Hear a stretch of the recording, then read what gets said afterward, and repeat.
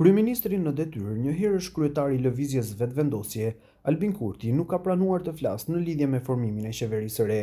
Ai, derisa është pyetur nga gazetarët se kur do ta thërrasë seancën e jashtëzakonshme për votimin e qeverisë dhe se ai kanë siguruar votat e nevojshme, Kurti tha shkurt se i duhet të shkojë.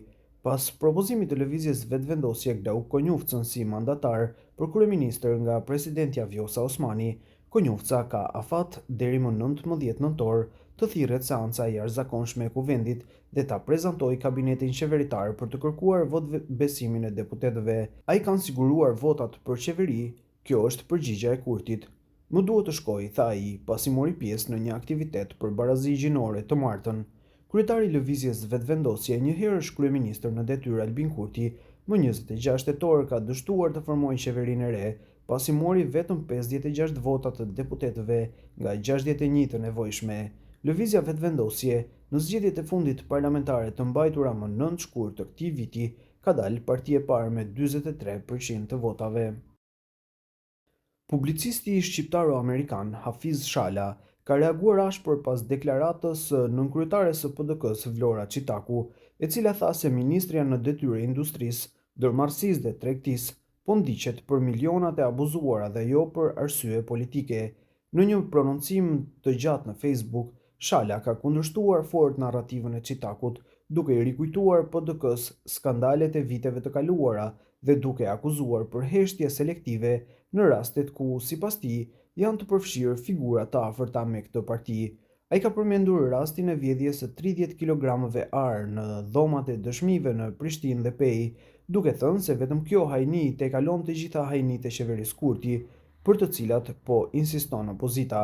Shala theksoi se në këto raste pipi i PDK-s u shërdhua, duke aluduar në lidhjet e sugjeruara familjare të dyshuarve me ish presidentin Hashim Thaçi.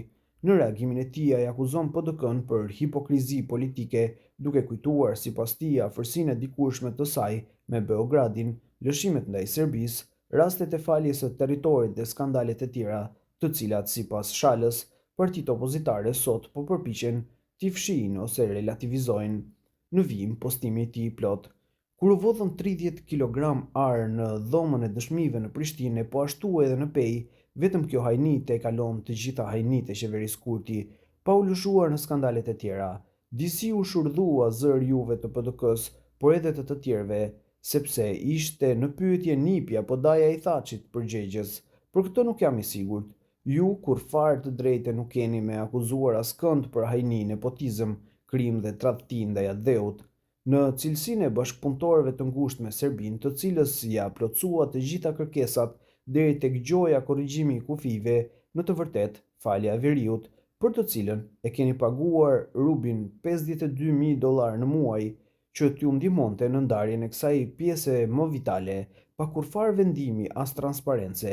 Për këtë u mor vesh tani gjatë gjykimit në Hag, edhe pse nuk u mjaftuat me faljen e 8200 hektarëve, përfshirë këtu kullën e Çakorrit, zemrën e Rrugovës, perlën e historisë dhe të turizmit, para se këto të ndodhnin menjëherë pas pavarësisë vrapove zyrtarisht për vizitë në Beograd, duke u përqafuar me gjelat e shqiptarëve të Dardanis dhe post tjerave edhe të 1700 fëmijëve.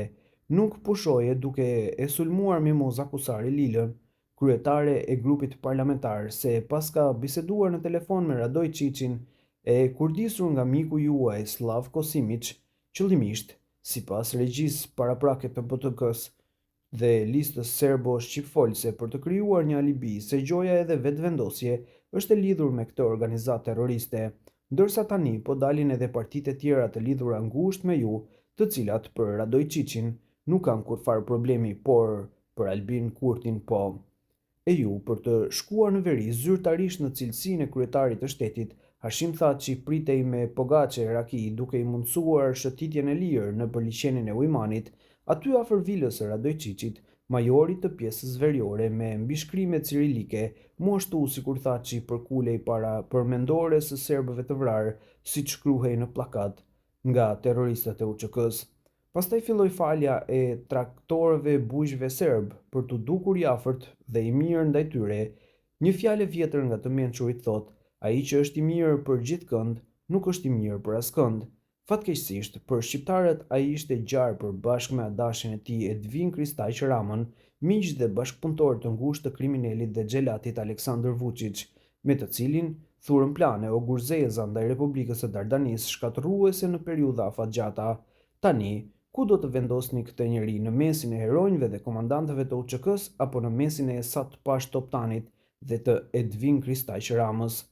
Dhe sipas përfaqësuesve partjak të LDK-s, të cilët as pak nuk dallojnë nga ju, nuk e kanë problem të kthehen në pikën zero, pra kur Radojčić ishte majori i pjesës veriore për t'u dhënë leje përsëri të shkoni lirshëm në veri.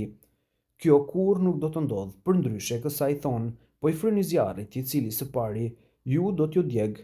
Megjithatë, mendoj se ende ka mbetur ndonjë rrugovizd brenda kësaj partie, ani pse shumica i keni zvarritur nga konventa fatkeqësisht.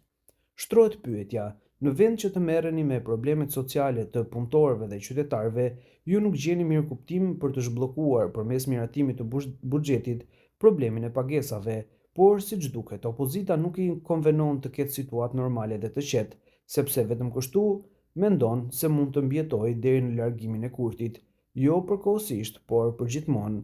Kurti, për shkak të situatës së rëndë ekonomiko-sociale, e cila zoti Konjufca në postimin e kryeministrit në periudhë kalimtare, vetëm që ta aprovohej buxheti dhe përfitimi prej gati $1 miliard nga BE-ja, ndërsa në radhë të parë të lëshoheshin pagesat për punëtorët e Televizionit Nacional RTK, të cilët paralajmëruan për shkallësim për shkak të situatës, duke u bashkëngjitur edhe sindikatat e tjera të punëtorëve në shenjë solidariteti. Kam përshtypjen se opozita e bashkuar po e sheh këtë si rast ideal për të sulmuar qeverinë dhe gjithë faji t'i mbetet asaj. Por populli nuk mendon kështu. Arsyeja pse opozita nuk dëshiron të gjejë zgjidhje është se stabiliteti i situatës dhe fillimi i funksionimit të shtetit do të nënkuptonte nisjen e konfiskimit të pasurisë së vjedhur nga populli, dhe këtë kjo opozitë kullakësh nuk mund ta pranojë.